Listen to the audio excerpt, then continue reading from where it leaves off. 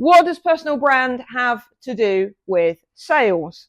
I've heard so many people talking about personal brand. I've had so many people leaping onto the personal branding bandwagon because it's become a thing now, hasn't it? We're going to have personal branding, macrame and crochet pretty soon, I think. I have been helping people hone their personal brand for years now. And what people don't get is the importance of personal brand when it comes to sales.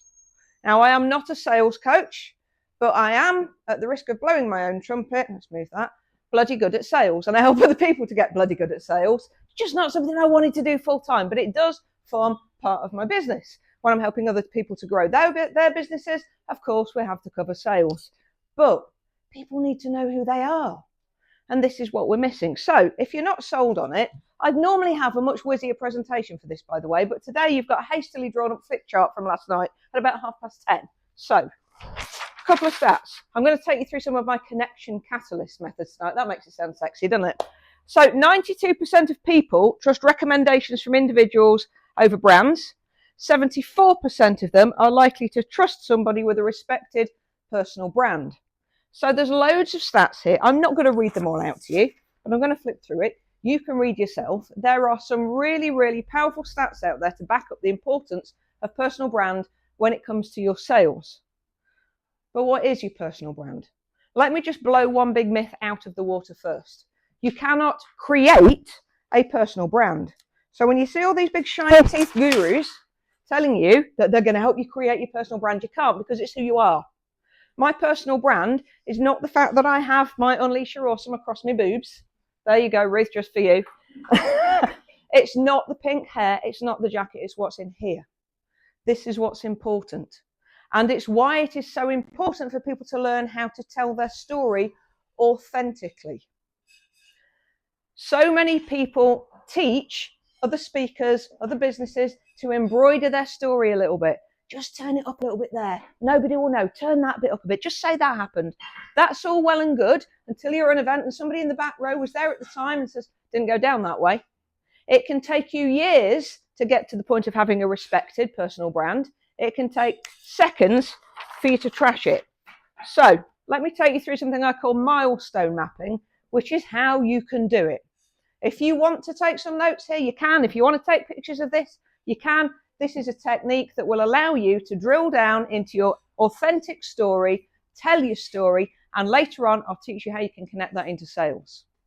So what we would do, the process, we draw a horizontal line across a sheet of paper. You can do it on a computer if you want, or on your pad, but I find there's something that happens when you actually get your hand moving across the paper. It activates a different part of your brain. So I'm sure the content people in the room will agree with that. Get out a pen and do it the longhand way. Sharpies, get your Sharpies out. Pinkies, Staedlers. One end of the line, born. And the other end of the line, unless you're really, really psychic and you know your death date, just now. And then what we're going to do is, in roughly chronological order, we're going to start below the line. In roughly chronological order, below the line, you're going to sit and jot down every pivotal moment in your life that you perceive to be negative. Now, when I say a pivotal moment, that's pivotal for you, not for anybody else. It doesn't matter what anybody else thinks. This is something that hit you in here, that hit you in the feels, hit you in the values. It could be, when we're a kid, if our favourite yellow crayon breaks, it can be huge. As a grown-up, we deal with it, but roughly chronological order. So don't skip past those things that you think, oh, that doesn't matter. People will laugh at that. It's your story, nobody else's. You're going to walk all the way through those. Guess what we're going to do above the line? Above the line, in roughly chronological order, we're going to put any pivotal moments that we perceive to be positive. And if in your life there is anything where it was important, but it just feels a bit meh, stick it in the middle of the line. And then what we're going to do is, one by one, starting with the bottom row, we're going to look at each point and ask, why did that happen for me? Now, a funny thing happens when we start to do this technique. Yes, it's brilliant for our content. It's brilliant for talks. It's brilliant for YouTube videos. It's brilliant for writing a book if you've got a book in you. But the big thing is we're flipping it away from why did this happen to me? Life is so unfair, and into why did this happen for me? And then we're going to look at it and say, how did that thing impact on the awesome person I am today? How did I learn and grow from that? How has that impacted the way that I do business, the way that I relate to people? When you've done that, you'll repeat the same process with the top line, and then if there's anything in the middle, you do it there. Now, why are we starting with the bottom line?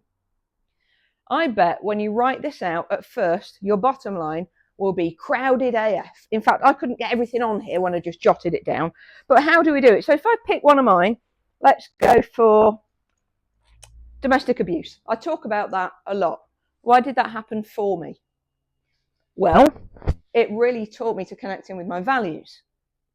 It meant that even though back then I actually had a curfew, believe it or not, but if a friend of mine was in trouble, I'd break the curfew and know that I was going to get it when I went home. But my value was help the person in need more than it matters about me. It taught me to use the gift of the gab. It taught me to recognize and to tap into intuitively what the other person was thinking. It taught me to use my words, to use quick thinking, to get myself out of danger.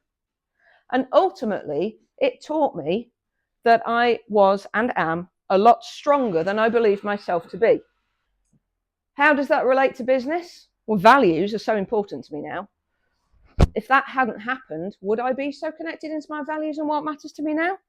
And there's another piece of work on values we probably won't have time on today, but let me tell you that the things that you currently think are your values are probably not, or at least you're not prioritizing them in the right order. That's maybe another talk for another day. It taught me that when the shit hits the fan, as it does in business, it's okay. We might have a few moments where we feel a bit sick, or as Ash and I used to joke in the tough times, have a few squeaky bum moments. But knowing that I can get out of a situation where it was at times literally life or death, my goodness, if I can't make a business when I can get out of that, it taught me so lot. It also taught me empathy. Right now, if I am speaking to somebody else who's been through something similar, I genuinely understand what they're going through. At the point in my career where I was asked to go and run some empowerment workshops for people who'd been through domestic abuse, when they first filed into that room, their arms were folded and they sat there thinking, what's she going to tell me, this woman in a suit? And as I started to tell my story, their arms started to unfold and they started to sit forwards and listen. And I can tell you that that workshop was life-changing for some of the people in that room, for all of them, in fact, including one woman who walked in as a severe agoraphobic and then at lunchtime walked out to get a sandwich, which sounds like nothing, but it's huge. So again, back to that timeline, for most people, getting a sandwich. For someone who has been locked in the smallest room of the house and kept drugged for years, walking to get a sandwich is huge. What else have we got on here? Coming out. That currently is below the line because I'm thinking about coming out to people who didn't accept me and who said some of the most appalling things. But why did that happen for me? Again, not only values, but this taught me to really stand up for who I am and to stop being what I thought the world wanted me to be. It taught me to accept that if I was meant to be in a relationship with someone, if somebody loved me as they claimed to, then they'd get over it and we'd be okay. It taught me to sort the wheat from the chaff. How do I use that in business? All of the above. It teaches me to be myself in business, not to plaster on a mask in order to try and get the wonga. And it teaches me to go for the clients that I know will appreciate me for me and that I will enjoy working with. Now, the other thing that happens, when you start to work through this line, you will find that your mindset will shift towards them as well. And some of those things on the bottom line might shift up to the top. So why does this tie into your personal brand, aside from you getting really deep into your story? Well, each one of these points, when you've worked through it, is potentially something you can be talking about in a book, in a talk, online. A couple of things you have to be sure about first. Number one, am I in a strong enough place to actually talk about this? There's an old saying, right from the place of the scar, not from the wound. Now, I'm not sure about that because I don't think we actually need to keep any scars. We can just keep the teaching and let the bad shit go. But we do need to make sure that when we're talking about it, we are able to come through the entire journey and to leave people in the place of possibility rather than it being a big cathartic splurge. This happens when I'm teaching people public speaking as well. Very often they'll get up there and they just want to outpour on the stage. But you've got to look at what I'm giving to the people over there. What am I giving to my audience? How am I serving them? And I guarantee most of the things you've been through below that line, people in your audience will have been through similar. So number one, make sure you're in a strong enough place to tell it. Do I ever want to tell this story, or is it just not yet? You also have to check, am I going to get anybody into trouble telling this story? Is there a way for me to tell it where I put it into soft focus? Or do I need to wait until Great Uncle Stanley has died? Just be careful. Once you've ruled all of those out, you can go out and you can say, okay, I can tell this story. I can talk about what happened, how I felt at the time, how I overcame it, how I came through it, and how that's helped me to be a better business person and human being today. And when you tell these stories enough and consistently, again, without the need to embroider, guess what? People will come flocking to you because you will find your tribe. Now, when I first started doing this, honestly, my background is in marketing, PR, publishing. And even when Asher and I were running a PR business and we were telling people to talk about the people behind the brand and not just the brands, I thought I was playing full out. I thought I was being completely out there, except I wasn't, because at that point, I'd never told anybody about the abuse. I'd never told anybody about my depression, about my breakdowns. I'd never told anybody about the time where I tried to deliberately unalive myself and ended up breaking my back in 3 places. I hadn't told them any of that because I was convinced, perhaps like many of you here, that if people know I was at that depth, nobody will trust me to work with them. You know, we were running the PR business, but I was also building this side hustle, as it was then, as a coach. Who's going to trust me with their lives if they know that I was a wreck not too many years ago? So I wasn't telling any of that. I'm there telling people to get metaphorically naked, and I was barely taking my socks off. I learned the hard way. Now, here's what happened. I was sitting in a supermarket car park, and somebody wrote something in my friends list on Facebook, and it was about you only live once.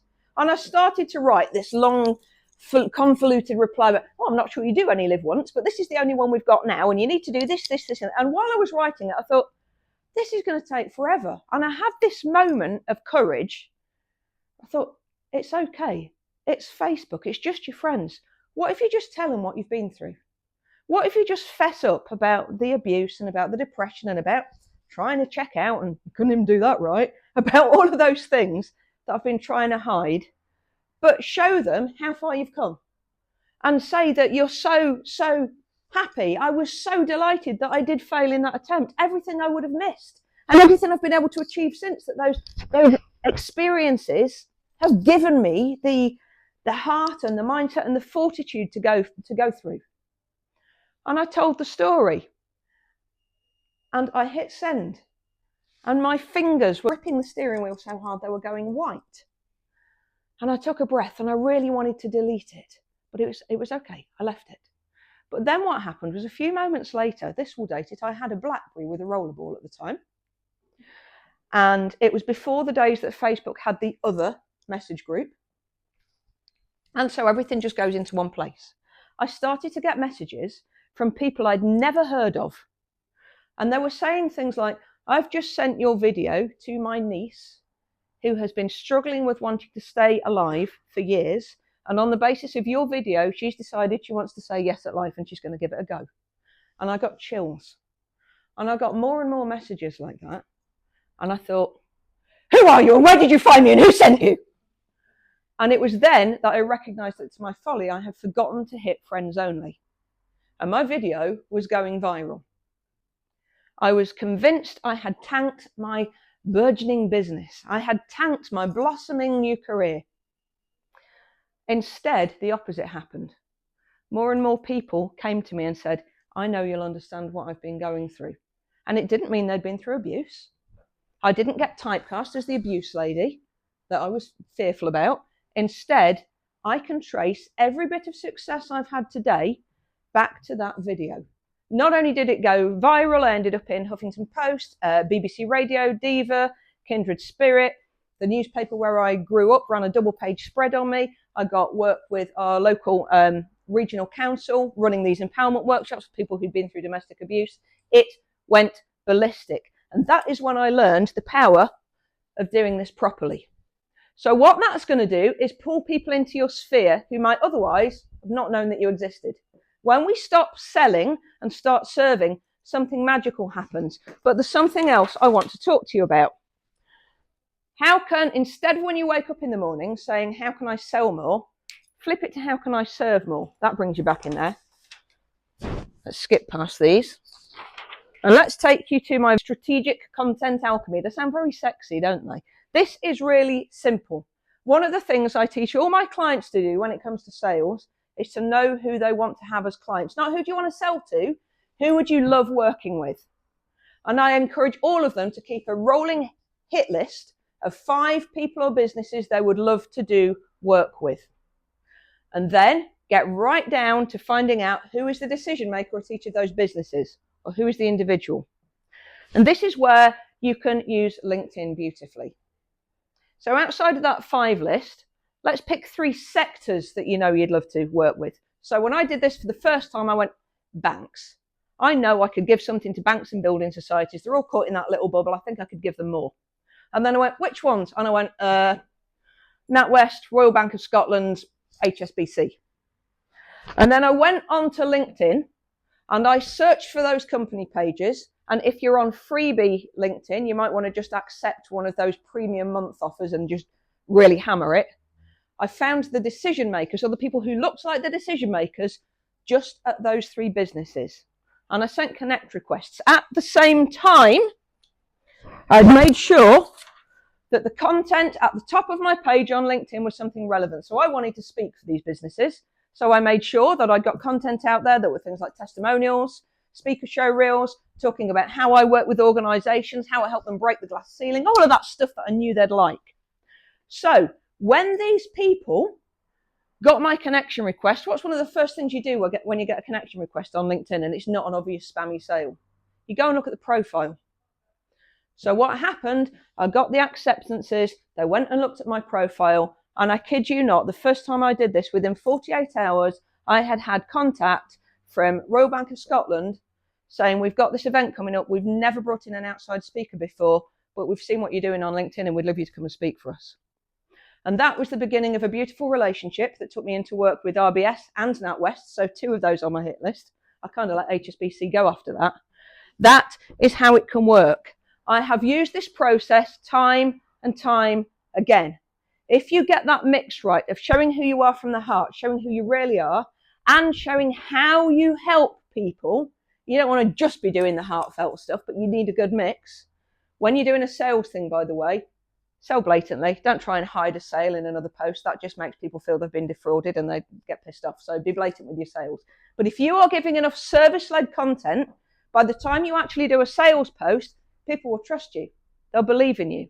So the other thing, when you've made these connections, engage, engage, engage. Make sure that you are looking at what they're doing. And if they're not on LinkedIn, do they do blogs? Are they on Facebook? Are they on TikTok? Are they on Insta? Where are they? Everybody has a preferred way to communicate. And sometimes you've got to go and comment on everything until you find their preferred method of communication. Keep engaging.